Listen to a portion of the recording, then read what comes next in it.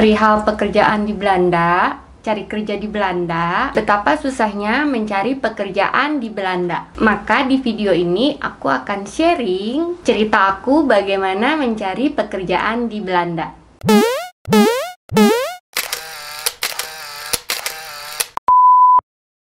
Halo, ketemu lagi di YouTube channel aku bersama Mia. Setelah banyak nih pertanyaan yang datang ke aku lewat DM di Instagram ataupun komen-komen di YouTube perihal pekerjaan di Belanda, cari kerja di Belanda, maka di video ini aku akan sharing cerita aku bagaimana mencari pekerjaan di Belanda. Dan di sini yang pasti aku mau bilang betapa susahnya mencari pekerjaan di Belanda, karena memang tidak semudah mencari pekerjaan di negeri sendiri di Indonesia. Kalau pendapat aku, bisa dibilang susahnya itu berkali-kali lipat dibandingkan mencari kerja di Indonesia.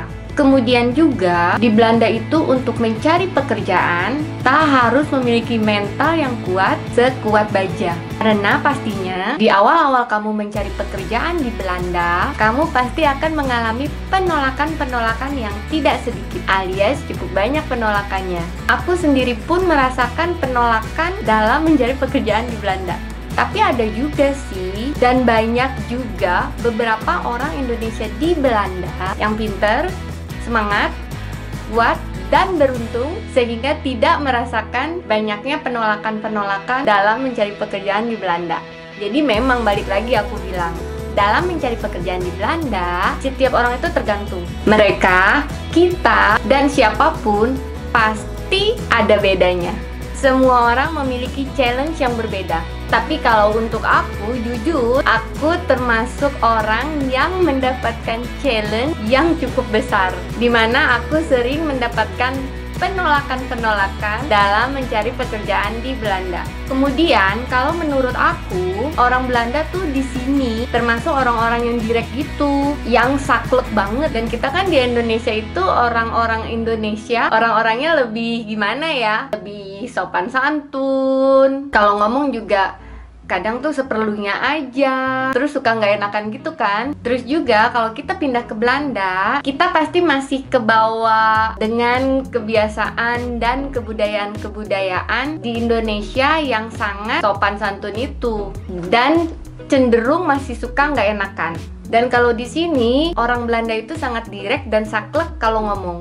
Jadi kalau di interview kita harus pede, nggak usah nggak enakan gitu. Maksud aku, kita harus berani menjual diri kita dalam sebuah interview pekerjaan di Belanda dengan semua kualitas yang kita miliki. Intinya, kamu mau kerja dimanapun, di negara apapun, kamu harus tahu bagaimana sih budaya mereka dalam menerima calon pegawainya. Aku kan tinggal di Belanda itu dari sejak bulan April ya 2019. Lalu kemudian aku kan ada banyak prosedur ya sebagai imigran baru di Belanda, seperti lapor diri di IND, lapor diri di Gemeente untuk mendapatkan BSN number, untuk mendapatkan kartu verblijf atau kartu identitas kita di Belanda, karena itu kan merupakan nomor identitas diri kita ya.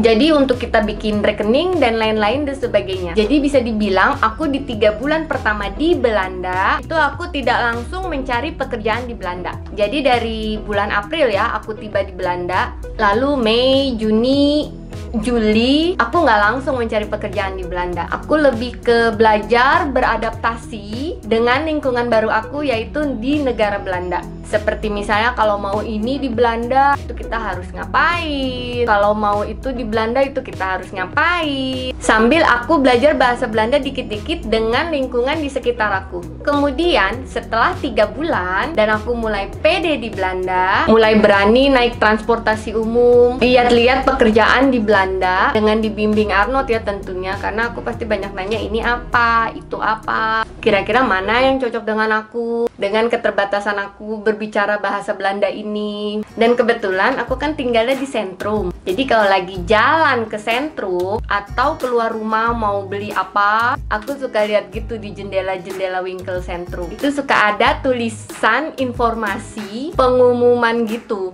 dibutuhkan pegawai. Tapi kadang saat interview ya gitu, mereka sangat menekankan kita kita untuk kita bisa berbahasa Belanda. Karena kan namanya pegawai, walaupun hanya pegawai toko, itu kan mereka bertemu dengan customer ya. Jadi ya mau nggak mau sangat mengharuskan kita dapat berbicara bahasa Belanda. Ada juga dalam beberapa interview itu kita ditanya, kamu ada rencana vakansi atau tidak? Dan kebetulan emang saat itu aku ada planning untuk mudik ke Indonesia pada bulan November sekitar 3 minggu. Jadi memang aku banyak banget mendapatkan penolakan saat awal-awal mencari pekerjaan di Belanda. Nah, saat awal-awal aku mencari pekerjaan di Belanda, itu aku tuh suka kirim-kirim semua gitu loh, yang menurut aku mudah, tanpa mewajibkan banget skill bahasa Belanda, dan itu banyak banget di website-website Uitzendbureau di Belanda.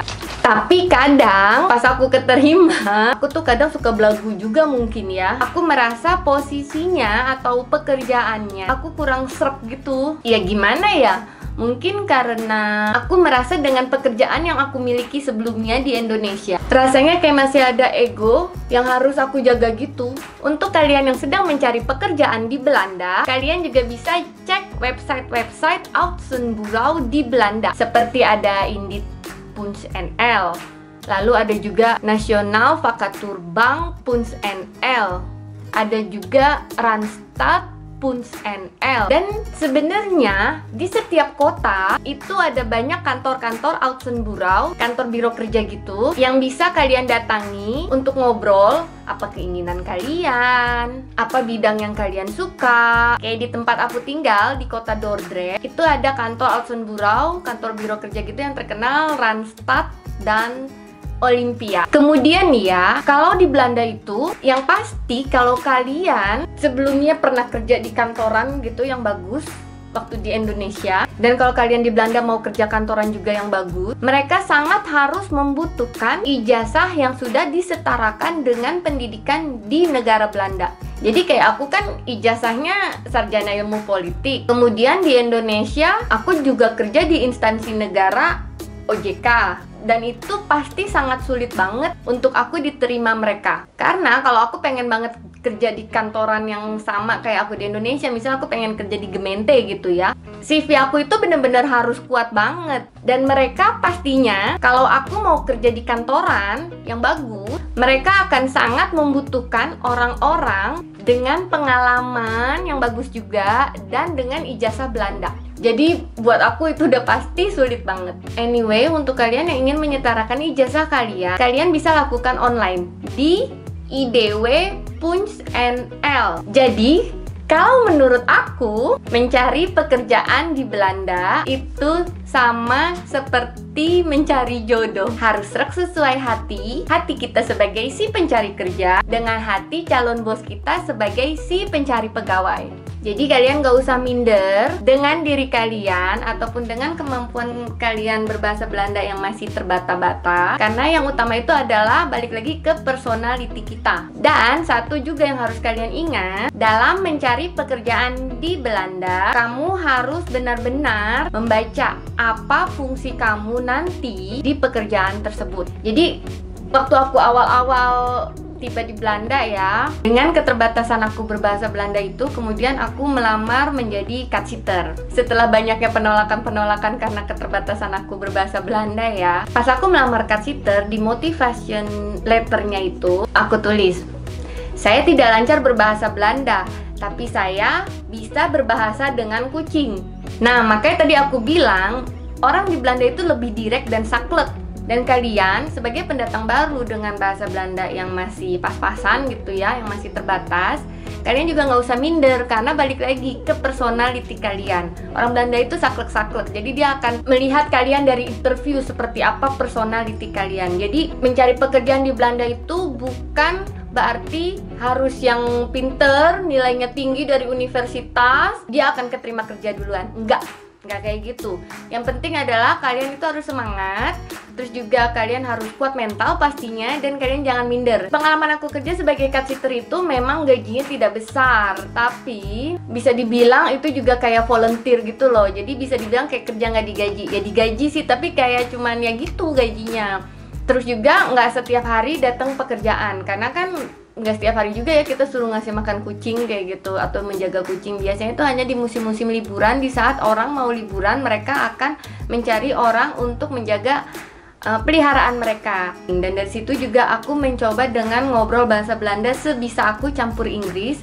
Jadi aku nggak full Inggris, aku juga pengen tunjukin ke mereka kalau aku tuh masih bisa bahasa Belanda. Dan di pengalaman aku bekerja sebagai cat sitter itu, aku nggak mentingin gaji juga buat aku, karena aku mementingkan aku mencari kesibukan dan juga untuk aku melatih dikit-dikit aku ngomong bahasa Belanda biar pede ngomong sama orang. Itu sekitar bulan Juli akhir atau Agustus kayaknya.